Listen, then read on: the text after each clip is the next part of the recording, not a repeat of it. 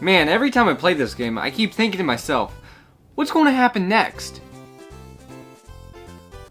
We remember the good old Mario Luigi RPG series, one of the best spin-offs Mario's ever had. This game series I love to play, more specifically Bowser's Inside Story, no doubt the best one, but since the developers went under, there hasn't been any other game ever since. Until now. I was so excited to see Nintendo bringing this series back from the dead. I'm glad they're willing to continue this series. It's the reboot. No, it's not. It's on the Nintendo Switch. It uses Unreal Engine 4. It's all here. But with this being the first game under a new developer, we need to know what approach they took to this game. Plagiarism. We are no stranger to the gameplay itself. It's very much the same as how it's been before, but at least in the beginning, it doesn't bother you 50 million times on the tutorial, making it easier for replays. And yeah, this checks all the boxes for...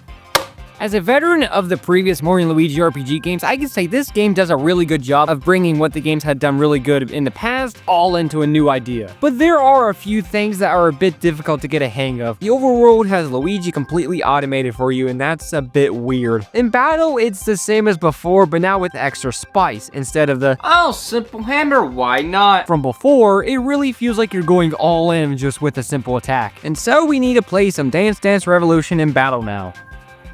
Wait a minute. They brought back the ranking system that was first introduced with Bowser's Inside Story, and the badges returns from Bowser's Inside Story, but in a new form called Battle Plugs. These were kinda similar, kinda different. They do relatively the same stuff, but instead of every once in a while, they do it after every single time you take a turn, but you can use them no matter who you are. And the story leans more towards a comical aspect rather than what the older games had. Now the general story for each game in the series has either been all the way to a brand new world to explore, or just expanding what was already there and taking place in the Mushroom Kingdom. What you have to do is reconnect a bunch of different islands back together, but it takes forever for it to get going. The start of the game feels like it drags on, but after unlocking the traditional bros move that appears in every single game, then we start to see the game pick up pace. But I mean, I did see the reviews say this game had pacing issues. Nah, that can't be it. It's gotta be something else. Now, I haven't completed the game yet, but I'm curious to see how much time I have left. Sweet Jesus! Whoa! Hey! At least 22 full islands, 20 smaller islands, and the final fortress island. At least 43 total. This game is going to take forever. That's longer than... Oh, wait a minute. It's not that bad. This game is quite long. Longer than some of the other games. There's a lot of content packed into this itty-bitty cartridge.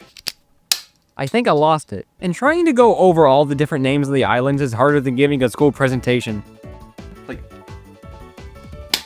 So I'm gonna pass on that for now. Turn-based combat, controlling each of the Mario Bros together, performing Bros move, exploring the overworld, solving puzzles, everything about it. This game does have a lot of changes from the previous games, like Luigi is automatic in the overworld, and in battle, Luigi is controlled by the A button half the time, then the B button the other half of the time, which really confused me for a quick minute. And even basic attacks feels like Superstar Saga Bros moves. And speaking of Luigi, he is a main part of this game this time around.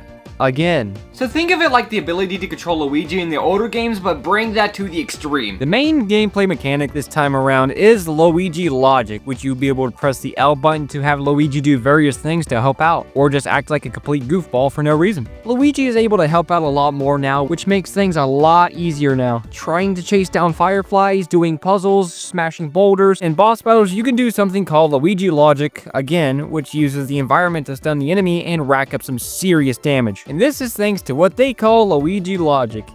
Yeah, I got nothing else. Let's move on to the next portion.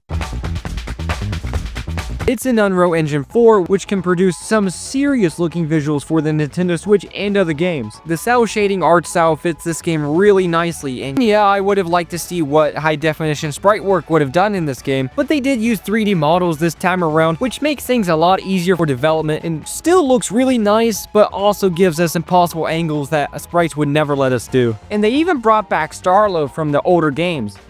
I don't like this character in 3D. And the different locations are impressive. Sure, there's small bite-sized areas to run around in, but there are a large variety of locations to explore. Sailing across the sea to reconnect the power to all of them, the visuals combined with the gameplay mechanic of going to different islands gives me Zelda Wind Waker vibes. I mean, come on, you go sailing from island to island on a ship of some sort, exploring a variety of locations, of course puzzles, and they both have visually stunning cel-shading graphics. Though I think Wind Waker looks better. But I hear you say that's not all what video games are. The gameplay and visuals are just a tiny bit of it. The music is what really sets the tone.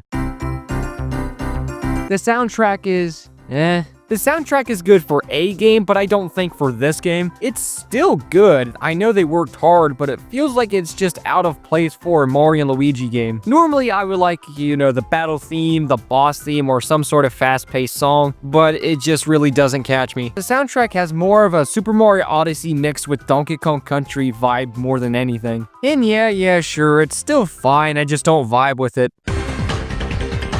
One of the things I keep seeing more and more as this console gets older and older is performance issues, and it's how it's behind even the PS4 and Xbox One. Nintendo doesn't care about having the most powerful hardware, they've already proved that to us. But even this game is no exception to those issues. One of the major things I had trouble with is one of the islands called Rainforest Island having the most awful time with flickering issues. And this was very distracting, really just hurting my eyes kind of distracting. I had tried everything from deleting the game, reinstalling the game, redoing my HDMI setup to see if it's my capture card. Nothing will get rid of this issue. Trust me, I've checked for updates for this game. Like I said before, this game runs under Unreal Engine 4, which is an insanely powerful game engine for those games and can deliver some awesome results, but I don't think the Switch is the place for this type of game engine. Some hiccups here and there, but there was even hiccups for the launch titles for the Nintendo Switch. And that was everything I can think about for Mario Luigi RPG Brothership. And what have I learned about this game? Well, it wasn't that bad. Sure, this game does have some issues here and there, but overall, I was so excited and I'm glad Nintendo released this game. It shows that they're still willing to continue with some of their older, dead games. And now I want Bowser's Inside Story on Nintendo Switch. I mean, I need to replace one of the games. I don't want people to know I have Mario Luigi Bowser's Inside Story for 3DS.